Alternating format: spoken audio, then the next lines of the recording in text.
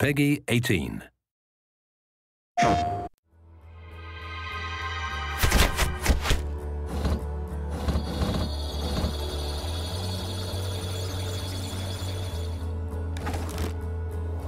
We wanted to have a big world for Watch Dogs, and it is. I mean, you can drive a very fast vehicle and cross the city, and we wanted to keep all the details and all the density of the city as you crossed it, and at 200 miles an hour. But more importantly, we wanted to have a deep city. We wanted depth. We wanted a lot of density.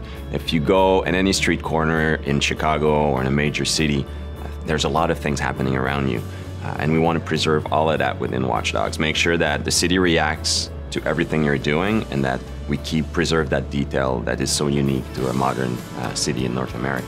So at the heart, it's the same game's vision, right? We're starting from a vision, and then Disrupt is a very scalable technology, very scalable game engine.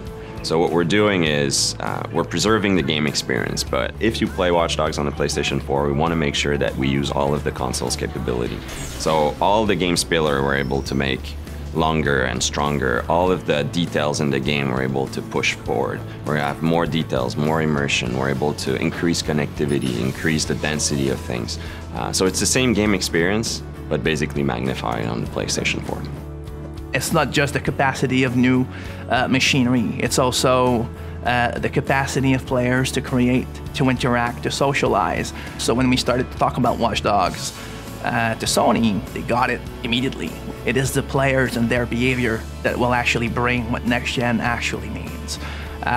We're starting to make a machine that has to acknowledge how our society works, how our people interact with each other, how they play with each other. One of the things that we realized when we look at the PlayStation 4 is I think a lot of the things driving decisions for Sony were in line with some of the decisions that we were taking on Watch Dogs. I mean, Watch Dogs, one of our core pillars is connectivity. The first layer of it is the main character can connect to his whole environment. He can control the city, hack into any computer. But the game itself, we're applying it to the game. So the game is connected in many ways. So we want the player to be able to connect to Watch Dogs even through his mobile, be able to play directly with people who are on their console, who are on their PlayStation 4, even if he's on the bus.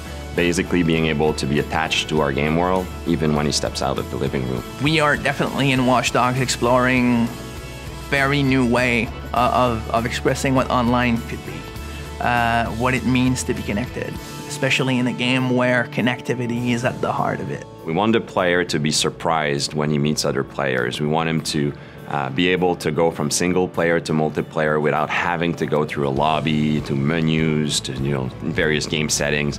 We want things to be natural. We want him to go to breach the wall between single player and multiplayer, if you want. I like to say that the best moments in Watch Dogs, the player is going to create them, and those are the moments we want him to go. When he goes to the office or at school the day afterwards. We want him to talk about it with his friends, right? Well, now if we're able to share a clip of that, it's even more concrete. It's your clip. You created that wow moment, and you can share a video of it. I feel like games are there to enable people to create, to think, to wonder.